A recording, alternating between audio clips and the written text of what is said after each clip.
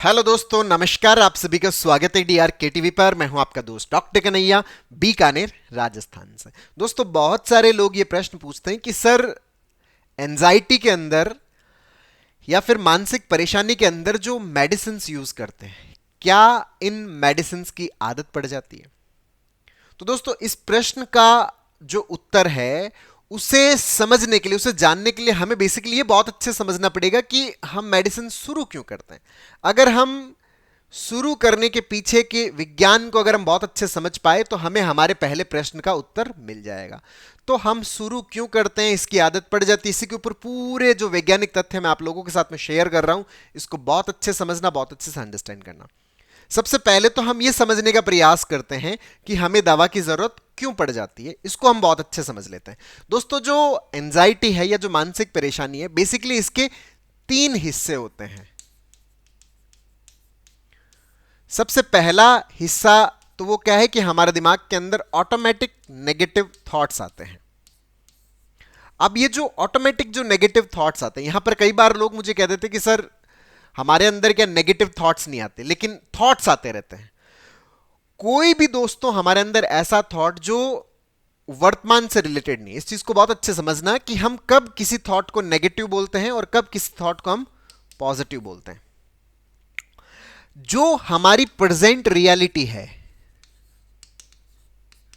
मैं ऑफिस में बैठा हूं तो मेरे दिमाग में खाली ऑफिस का थॉट आ रहा है, काम से रिलेटेड थॉट्स आ रहे हैं।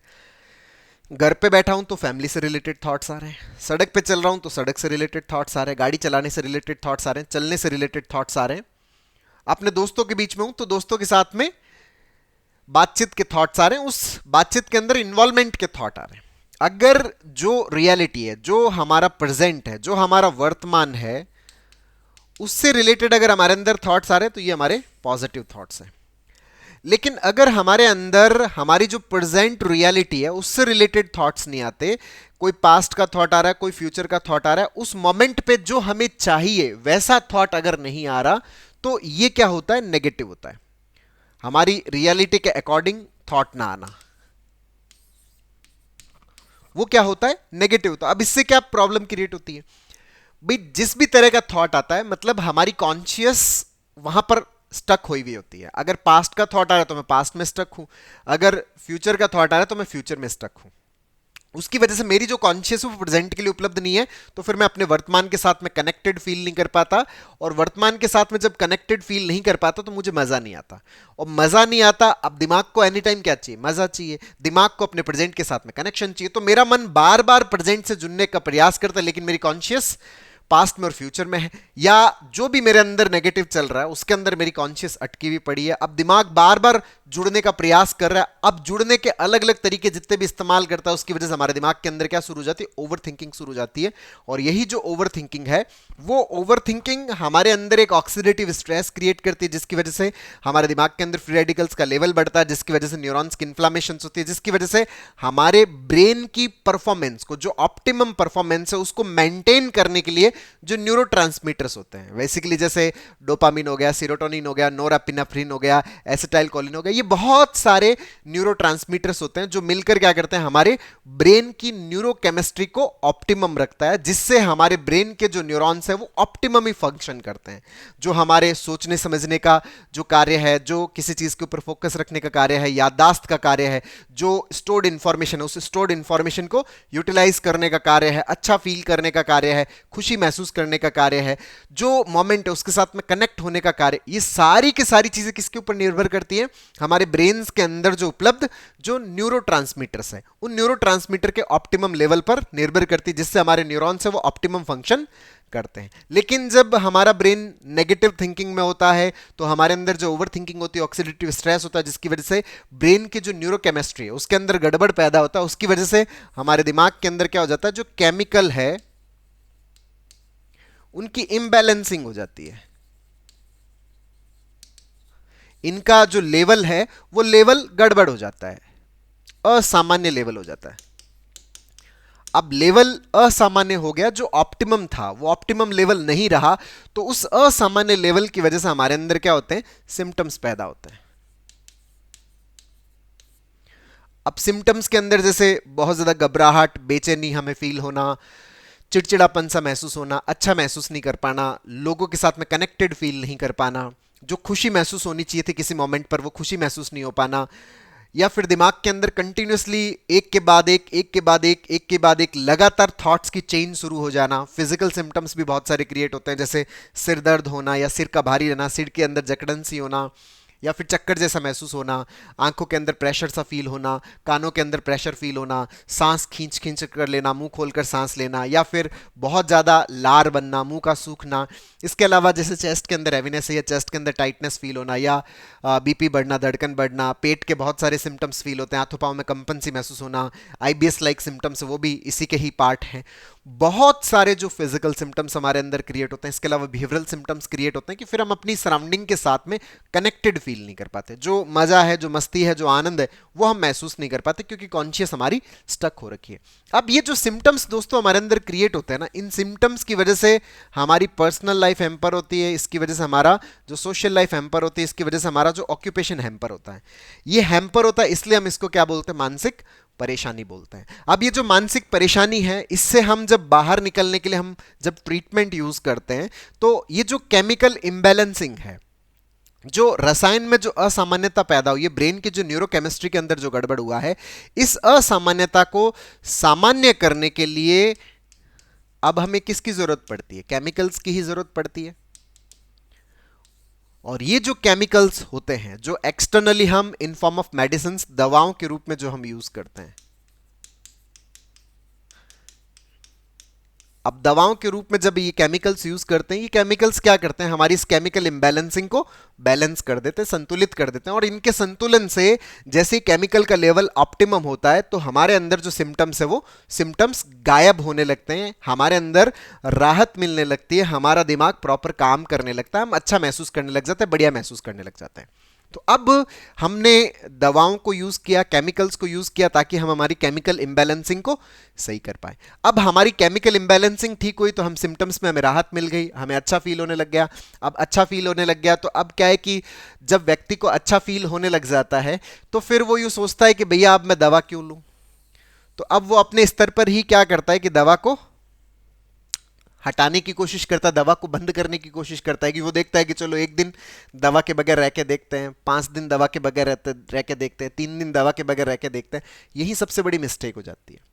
क्यों मिस्टेक हो जाती है? क्योंकि अब हम अपने खुद के डॉक्टर बनना शुरू कर देते हैं कि भैया कि ठीक है अपन बंद कर देते, एक दिन इसके बगैर रह के देखते हैं। क्योंकि हम जैसे सर्दी जुकाम बुखार की दवा लेते हैं, तो हमने कोई भी दवा यूज़ की, 3 दिन हमने दवा खाई, उसके बाद हमें बुखार से आराम मिल गया, तो हमें लगता है कि सारी दवाएं इसी तरह से काम करती है, चलो ठीक है 3 दिन अब दवा बंद करके देखते हैं। अब जैसे ही बंद करते हैं, अब वो जो केमिकल इम्बैलेंसिंग हुई हुई थी, वो जो रसायन में इम्बैलेंसिंग है, वो जो बैलेंस हो गई थी केमिकल यूज करने पर, वो जो इम्बैलेंसिंग है वो वापस कई बार क्रिएट हो जाती है। और जैसे ही वापस क्रिएट होती है, फिर से सिम्टम्स आ जाते हैं। अब से फिर से सिम्टम्स आते हैं, फिर से तकलीफ होती है, तो फिर से हमें दवा लेनी पड़ती है। अब फिर से दवा लेते हैं तो फिर से वो इम्बैलेंसिंग बैलेंस होती है, तो फिर से सिम्टम्स में राहत मिलती है। तो हमें यूँ लगता है कि यार मुझे अब नॉर्मल या मेरी ऑप्टिमम फंक्शनिंग के लिए, मेरा ब्रेन ऑप्टिममली काम करे, तो उसके लिए मुझे अब दवा लेनी पड़ेगी। तो हमें ऐसे लगने लग जाता है कि भैया मेरे को दवा की आदत हो गई है, तो मुझे दवा अब रोजाना लेना ही पड़ेगा, तभी मैं क्या फील कर पाऊंगा, अच्छा महसूस कर पाऊंगा, मैं नॉर्मल महसूस कर पाऊंगा। लेकिन ये सत्य नहीं है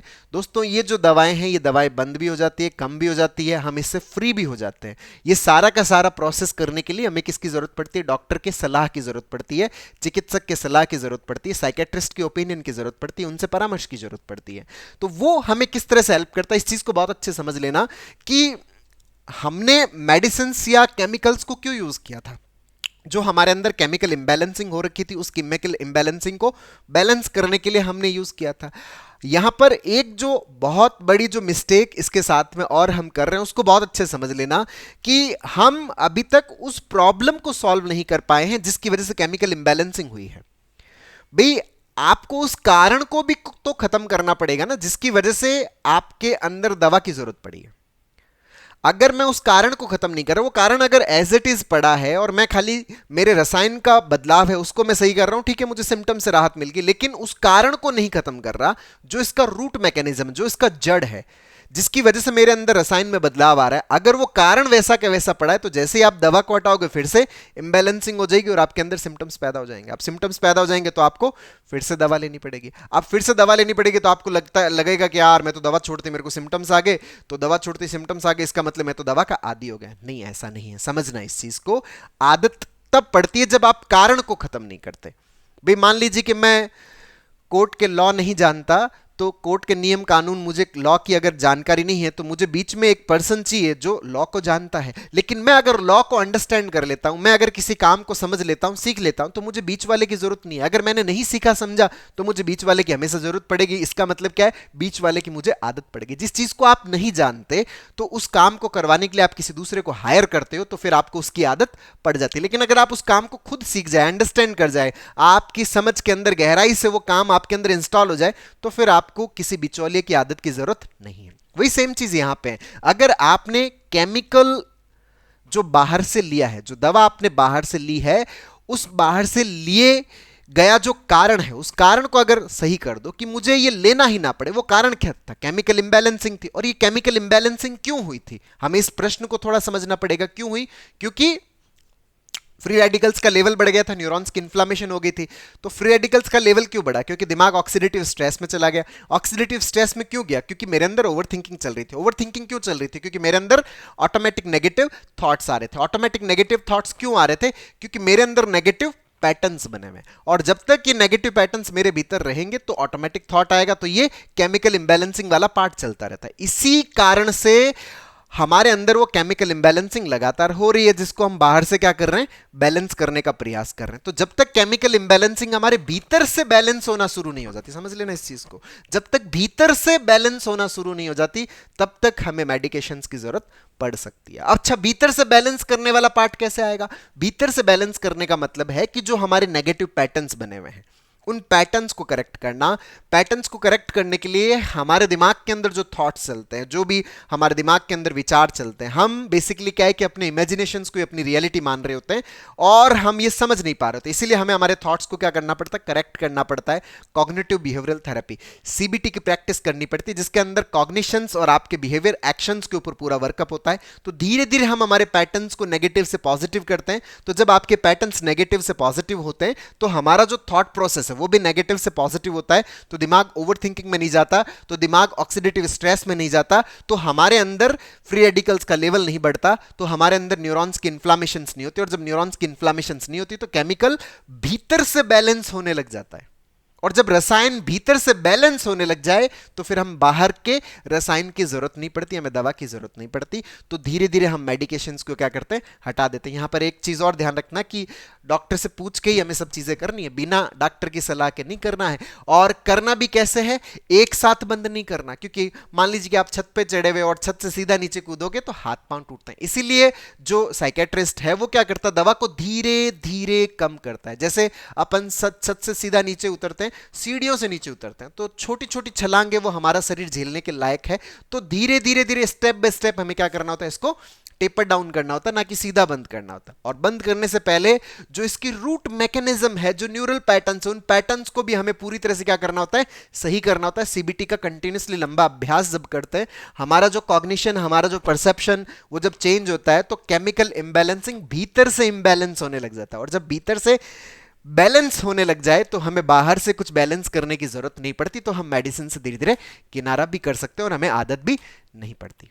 तो हमारे जो प्रश्न का उत्तर था कि क्या हमें आदत पड़ जाती, आदत नहीं पड़ती। अगर हम कारणों को खत्म कर लें तो हमें किसी भी प्रकार की आदत की जरूरत नहीं पड़ती। तो दोस्तों, उम्मीद करता हूं आपको ये वीडियो पसंद आया होगा। नीचे कमेंट बॉक्स में लिखकर जरूर बताइएगा।